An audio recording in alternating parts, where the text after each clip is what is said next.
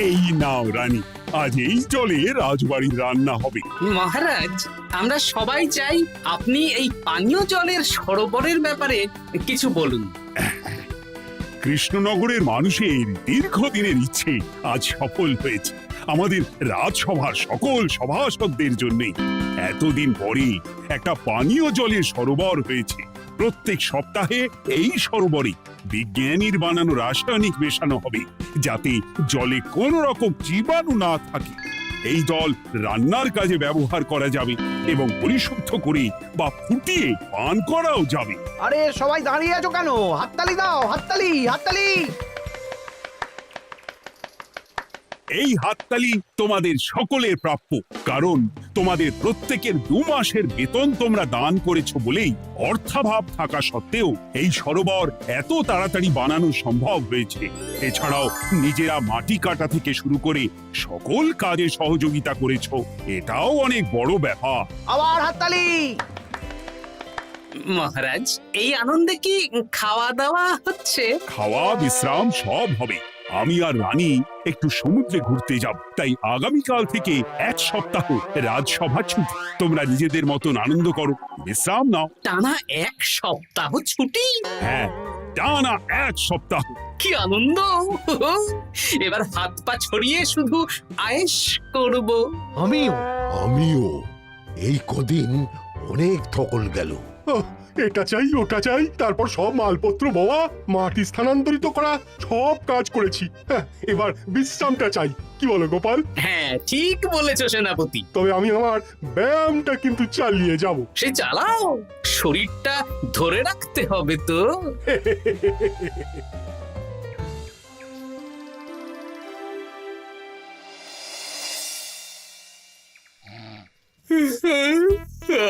বলি এত ঘুম তো ভালো নয় গো, একটু ব্যায়ামও তো করতে পারো, বুড়িটা একটু কম তো। কি হবে গিন্নি, সুস্থ শরীরকে ব্যস্ত করে এই বেশ ভালো আছি, সুখে আছি। একটু শরবত করে দাও তো। নিজেও তো করে নিতে পারো। আচ্ছা, গিন্নি মানে কি? কি? গৃহিণী, অর্থাৎ যে গৃহের কাজ করবে। আমি যদি ঘরের কাজ করতাম তাহলে তুমি আমাকে গিন্নি বলে ডাকতে। ব্যাপারটা কি ভালো শোনা তো? শরবতটা বানাও দেখি। লোকটার যেন আর তর্স হয় না।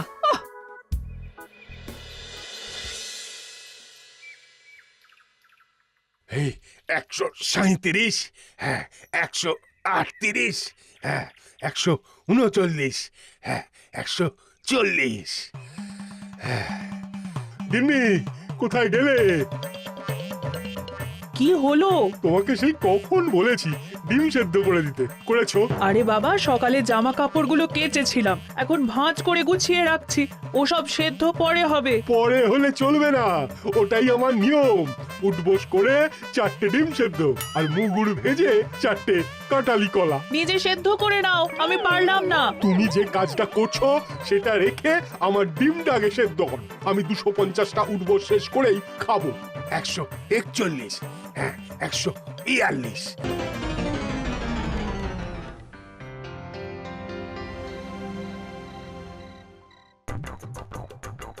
ও গিন্নি, তোমার পিঠে একটু সুড়সুড়ি দিয়ে দাও তো।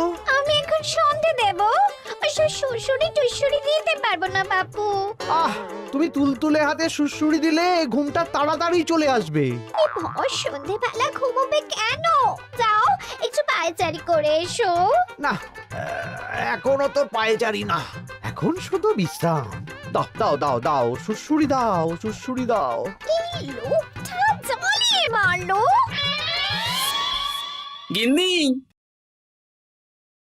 একটু ওই কাঁচা লঙ্কা, কচি শসা, কুচো পেঁয়াজ আর ওই সর্ষের তেল দিয়ে মুড়িটা মাখো, বুঝলে? তুমি তো নিজেও মেখে নিতে পারো বাপু, সব কিছুতে আমাকে কেন আদেশ করো? আদেশ না লক্ষ্মী বউ, আমার অনুরোধ। তোমার মতন মুড়ি কি আমি মাখতে পারি? না না না, মেখে ফেলো দেখি, মেখে ফেলো, মেখে ফেলো। একটা কাজ নিজের হাতে করবে না। ওহ, কি জ্বালাতন রে বাবা।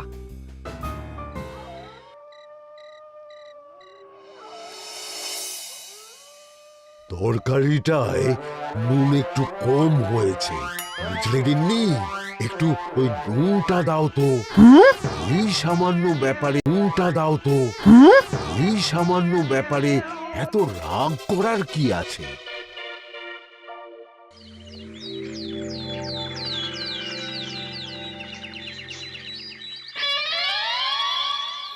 এই একটু জল ভরে নিয়ে যাব, একটু শান্তিতে রান্না করব তার জো নেই।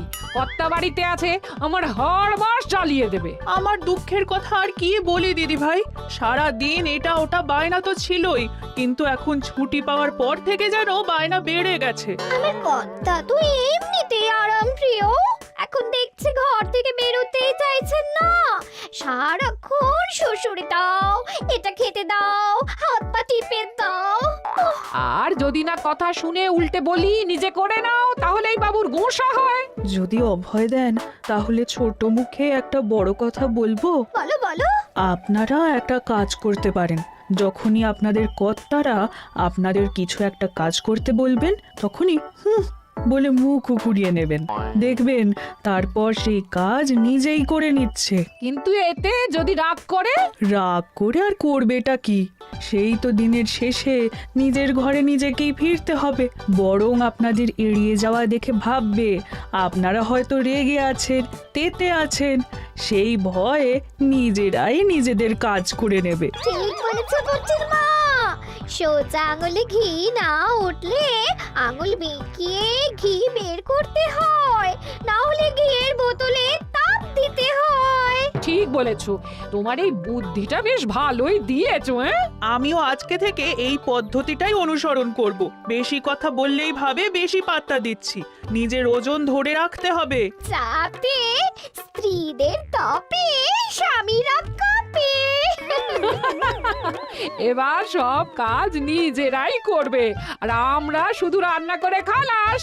করবে মানে করতে বাধ্য হবে।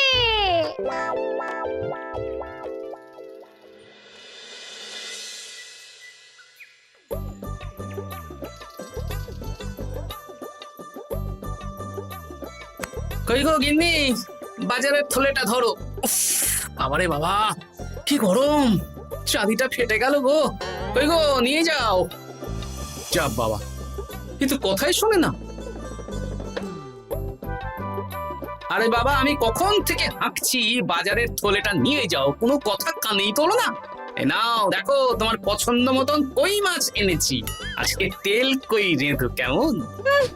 ওর কি, আমি স্নানে গেলাম, ভালো করে কষিয়ে রান্না কর, হ্যাঁ, দুপুরে পেট ভরে খাবো। হ্যাঁ, এই তোমায় কি হুহু রোগে পেয়েছে নাকি? হ্যাঁ, যাই বলি তাতেই একটাই উত্তর, হুহু। কি মন্ত্রী মশাই, অনেক দিন হয়ে গেল আমাদের হাতে কোনো কাজ নেই। এখন কি আর গোপালের পেছনে লাগবেন না নাকি?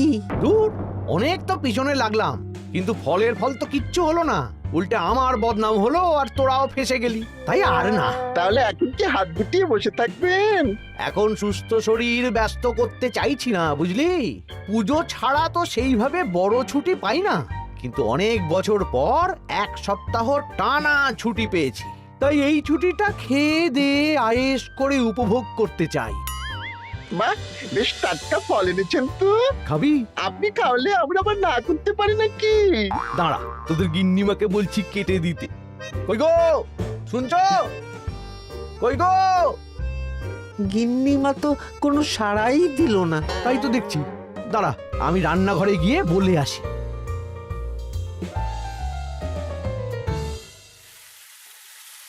কই গো, শুনছো? বটা ঘটাকে কয়েকটা ফল কেটে দাও না, বেচারাগুলো খেতে চেয়েছে। আবার কি, না হয় তরকারিটা হয়ে গেলে কেটে দিও। এ তো মহা মুশকিল। দূর বাবা। কি বললেন গিন্নিমা? মানে মানে বলে মুখ ঘুরিয়ে নিল। হয়তো উনি ব্যস্ত আছেন, সেটা কোনো ব্যাপার না।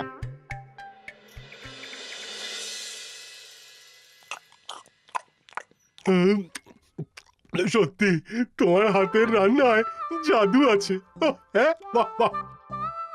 কি হলো গো? হ্যাঁ, সকাল থেকে মুখে কুলু পেটে বসে আছো কেন?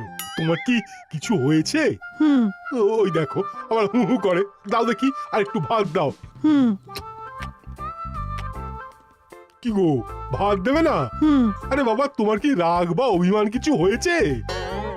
এ তো দেখিমান কিছু হয়েছে। এ তো দেখি কিছুই বলে না। এবার বোঝো ঠেলা, শুধু রান্নাটা করব আর কোনো কিছু করতে বললেই বলে এড়িয়ে যাব। বাধ্য হয়ে নিজেই কাজ করে নেবে। দেখি আজ তেল কইটা কেমন হয়েছে। আহা, এই তুমিও খেতে বসে পড়ো গিন্নি। বাহ, দারুণ হয়েছে গিন্নি। একটু এই, ঝাল হয়েছে কিন্তু ভালো লাগে বুঝলে। কি গো, আমি তো একাই বোকার মতন কথা বলে যাচ্ছি। এই তোমার কি হয়েছে বলো তো?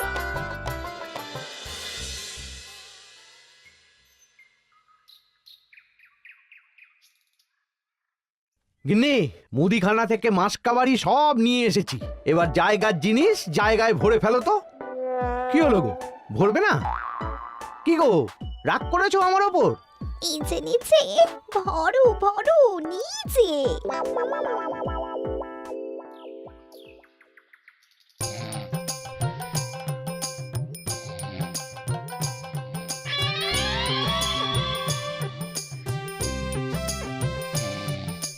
এ কি গো গিন্নি, দুপুরের এঁটো থালা, বাটি, হাঁড়ি, কড়াই সবই তো শুকিয়ে কাঠ।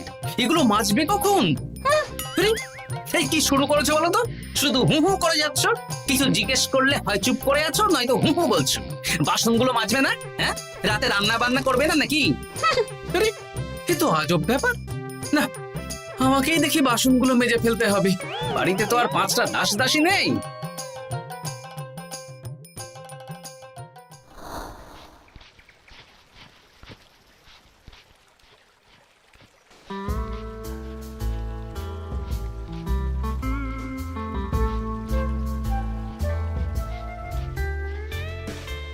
এ কি দাদু, তুমি বাসন মাজছো?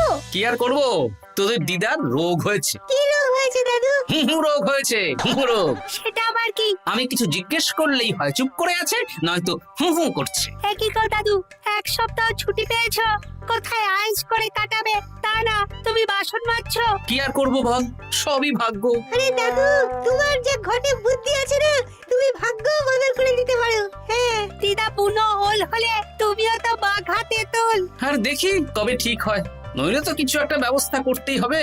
এভাবে হু হু শুনে তো আর থাকা যায় না, বিরক্তিকর। আরে গোপাল যে, তুমি পুকুর ঘাটে কি করছো? এই দুপুরের বাসন মাজছি। ও, বাসন মাজছো? মাজো মাজো, আমিও কাপড় জামা কেচে বাড়ি ফিরছি।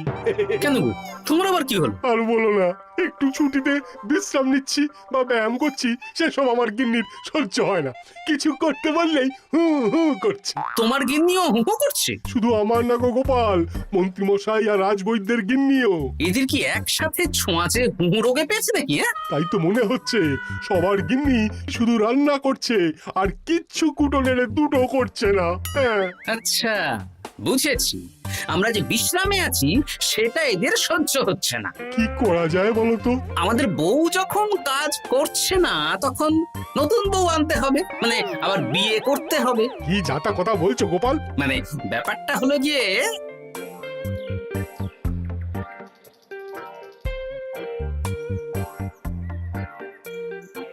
হ্যাঁ, দারুণ বুদ্ধি। তুমি এক কাজ করো, মন্ত্রী মশাই আর রাজবৈদ্যকে এই বুদ্ধির ব্যাপারটা জানিয়ে দাও। আর কাল বিকেল বেলা থেকে আমাদেরও হুহু রোগ শুরু হবে, কেমন? বেশ বেশ।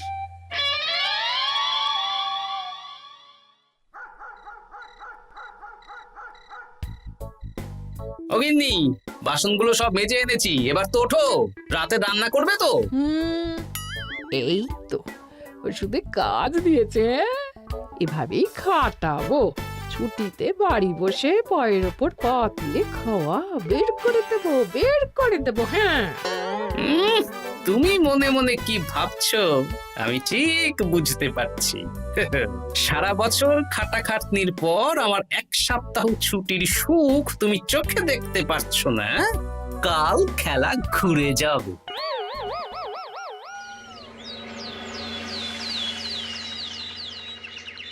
আজ থেকে আমার আর কোনো উপকার তোমাকে করতে হবে না গিন্নি।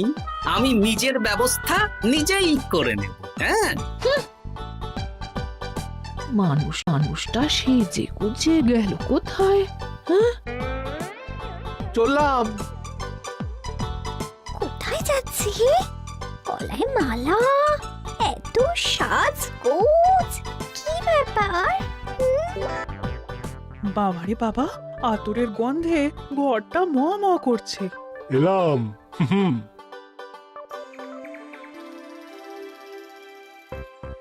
আরে আর বলো না, আমার মানুষটা যে আজকে সকাল সকাল সেজে গুজে কোথায় গেল কিছুই বুঝতে পারলাম না। আমার কথাও তো গলায় মালা পড়ে গেল।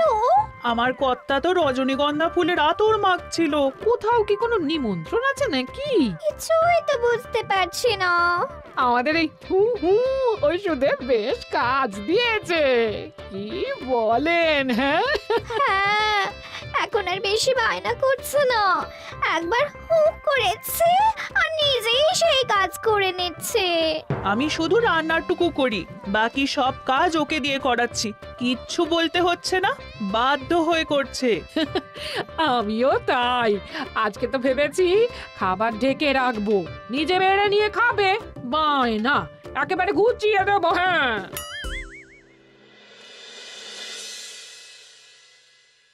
সকাল থেকে সন্ধে হয়ে গেল, বাড়িতে এখনো এলো না। মানুষটা কোথায় গেল রে বাবা? এসো এসো নতুন গিন্নি, এসো।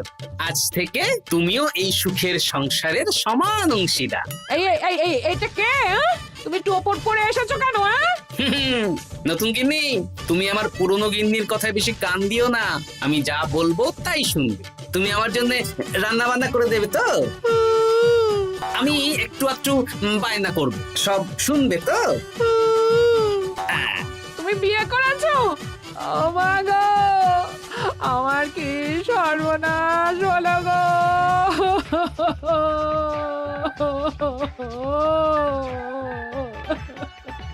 চলো নতুন বউ, মোড়ের মাথায় গরুর গাড়ি দাঁড়িয়ে আছে, চলো চলো চলো। ওগো, তুমি এরকম করো না, আমি আর বাঁচবো না। কেন এত কষ্ট দিচ্ছ? সামান্য হু করার জন্য আরেকটা বিয়ে করলে? আমাকে পিঠে সুড়সুড়ি দিয়ে দেবে তো গো নতুন বউ? এটা কে? এ কি হলো? আমার বন্ধু বান্ধবরা এলে তাদের একটু ফল জলখাবারের ব্যবস্থা সব তুমি করবে তো? ও মা গো, এ কি সর্বনাশ হলো আমার! এই আমার সাথে এটা করতে পারলে আমি কি অপরাধ করেছি? দেখো, ঘরের কাজ আর আমার একটু আধটু বায়না, এগুলোই তোমাকে সামলাতে হবে, বুঝলে? তাহলেই তোমাকে রানী করে রাখবো, কেমন? এই, এটা কে? আমি বেঁচে থাকতে তুমি আবার বিয়ে করলে? ওর কথা শুনো না, তুমি আমার দুয়ো রানী। এ তো দেখছি বড্ড কান্নাকাটি করছে। চলো দুয়ো রানী, আমরা কদিন একটু ঘুরে আসি। চলো, এখনই যাব। না না না, আরে ওর কথা শুনো না, আমরা ঘুরবো। মোড়ের মাথায় গরুর গাড়ি দাঁড়িয়ে আছে, চলো চলো।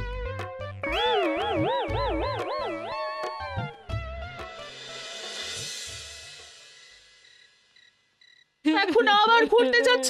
কি আর করব বলো, আমরা সামান্য এক সপ্তাহ ছুটি পেলাম, ভাবলাম একটু আয়েশ করে থাকবো, কিন্তু তোমাদের সেই সুখ সইল না, তাই আমি মানছি আমি ভুল করেছি, তা বলে তুমি আরেকটা বিয়ে করে নেবে? ওকে মালা পরানোর সময় তোমার বুকটা একটু কাঁপলো না? আমার মুখটা মনে পড়লো না? এটা তুমি কেন করলে? আমাকে একটু বুঝিয়ে বলতে আমি আবার আগের মতো তোমার ছোট ছোট বায়নাগুলো পূরণ করে দিতাম। তার জন্য বিয়ে করলে? তুমি কি নিষ্ঠুর? হ্যাঁ? তোমরা সবাই নিষ্ঠুর। নিজেদের একটা স্ত্রী থাকতে আবার দ্বিতীয় বিয়ে। কি আর করবো, স্বামীর সামান্য আবদার স্ত্রী না রাখলে তো কোনো সংসারই সুখের সংসার হতে পারে না। অগত্যা এখন তোমরা যদি কথা দাও যে আগের মতন আমাদের ছোট ছোট বায়নাগুলো সামলাবে, তাহলে নতুন বউকে ওদের বাড়ি পাঠিয়ে দেব, আর আবার আমাদের পুরনো পাঠিয়ে দেব, আর আবার আমাদের পুরনো সংসার সুখের সংসার ফিরে আসবে। সত্যি হ্যাঁ, বেশ কথা দিলাম। দাও দাও মুখ পুরীকে বাড়ি পাঠিয়ে। মুখ পুড়ি নয়, পোড়া। এই যে সভাকবি, ঘোমটাটা তোলো তো। কটা ঘুমটা তোল। ঘটা ভোলা তার মানে তোমরা কেউ বিয়ে করোনি? না, তোমাদেরকে পথে আনার জন্য একটা ছোট্ট বিয়ের অভিনয় করলাম। আচ্ছা, এবার তো অভিনয় বুঝে গেলাম। এবার যদি তোমাদের বায়না না রাখি, তাহলে সত্যি সত্যি আমাদের বিয়ে করতে হবে। নয়, হ্যাঁ।